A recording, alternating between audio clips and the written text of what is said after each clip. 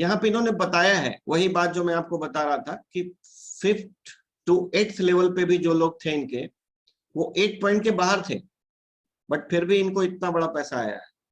तो इन्होंने बताया है कि ये कैसे पॉसिबल है। आप सबने प्लान देखा हुआ है, ये पॉसिबल इसलिए है 682 कमीशन की वजह से, क्योंकि 682 जो कमीशन है ना, वो आपको डेप्थ से आता है और कहीं से भी आता है। इसलिए इन्होंने बताया कि आपका गोल होना चाहिए 6 से 2 जाना। यही गलती हम लोगों ने अपनी टीम में शुरुआत में की। हम लोगों को 6 से हम लोग प्रमोट करते चले गए और कई लोग 6 से बनने के बाद 2 साल से 6 से 2 नहीं बन पाए। तो आपको पहले दिन से प्लानिंग करना है कि 6 से बनने के बाद जस्ट 3 से 4-6 महीने में आपका 6 से 2 क्लियर हो जाए।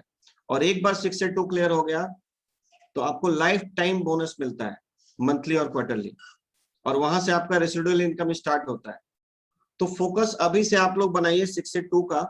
इसी बात को क्लियर करने के लिए सैमसिया ने ये दिखाया हम लोगों को, और ये डॉलर में इन्होंने दिखाया था कि 6 से 2 के ऊपर जब आप चले जाते हैं तो आपको $25 पर मशीन मिलता है। तो इंडियन करेंसी में आप कैलकुलेट करेंगे तो आपको पता लग जाएगा कि $25 अगर पर मशीन से मिल रहा है, तो आपको टीम ऐसा बनाना है, इस तरह से टीम को बिल्ड करना है कि जितना नंबर ऑफ सेल होगा उतना बड़ा पैसा आएगा आपको, चाहे वो डायरेक्ट हो इनडायरेक्ट हो, कोई फर्क नहीं पड़ता है।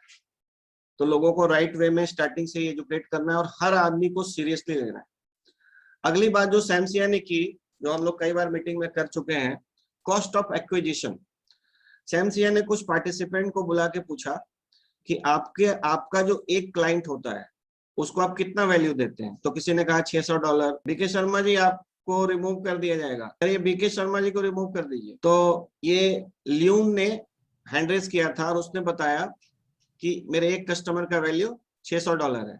भार्गव ने बताया $200 है। कोई 1A था, कोई 2A था, तो उसने अपने अपने अकॉर्डिंग उसका वैल्यू बताया। जगदीश के बारे में बताया, जगदीश ने बताया कि मेरा $10,000। सैमसिया ने बोला कि मेरे लिए एक कस्टमर जिनसे मैं मिलता हूं वो मेरे लिए $25,000 वैल्यू करता है। ये इन्होंने अपना पूरा डेटा बताया कि कितने मैंने डायरेक्ट्स किए हैं, उनमें से कितने लोग सक्सेसफुल हुए, और उनमें से कितने लोग जो सक्सेसफुल लोग हुए हैं उसको डिवाइड किया अपने इनकम से, तो $25,000 का पर डायरेक्ट सेल उनका निकलता है, चाहे कोई बहुत बड़ा काम कर गया या कोई नहीं कर पाया। तो अल्टीमेटली वो कहते हैं कि मैं जब किसी भी स्ट्रेंजर से मिलता हूं तो उसके माथे पे, वो बड़ा अच्छा स्टाइल करके बताते हैं कि ये हैंड को पेंट की तरह यूज करो, और हर स्ट्रेंजर के माथे पे मुझे डॉलर नजर आता है, और वो भी 10,000 लाख डॉलर, 1 लाख डॉलर मुझे नजर आता है। तो इन्होंने एक बड़ी अच्छी बात बताई कि मैं जिस कंट्री में जाता हूँ और जिस शहर में रुकता हूँ, तो वहां पे मुझे अगर मान लो 5 प्रोस्पेक्ट से मिलना है, तो हर सिटी में मेरा एक ड्राइवर और एक कार होता है। तो हम लोगों को भी लगा कि भाई कैसे इनका हर जगह कार होता है, कैसे हर जगह लोग होते हैं, गाड़ी होती है इनकी।